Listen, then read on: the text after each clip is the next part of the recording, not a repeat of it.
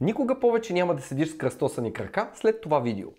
Да седиш с кръстосани крака е изключително приятно, докато работиш или си почиваш. Но знаеш ли, че тази поза е изключително вредна, тъй като води до изкривяване на гръбнака и често до болки във врата и кръст. Проблемът тръгва, когато се разкръстосаме или тръгнем да ходим. Спокойно. В момента ще ти покажа упражнението акордеон от гимнастиката Active Sitting, което ще ти помогне. Седни в удобна позиция на стол. Изправи си хубаво гърба.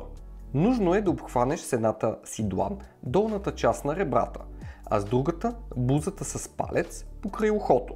Завърти леко главата в посока на срещуположното рамо. Вдишай дълбоко и докато задържаш дъха, започни да пружинираш, като прибутваш с двете длани ребрата и главата заедно. Издишай и задръж дъха и пружинирай отново.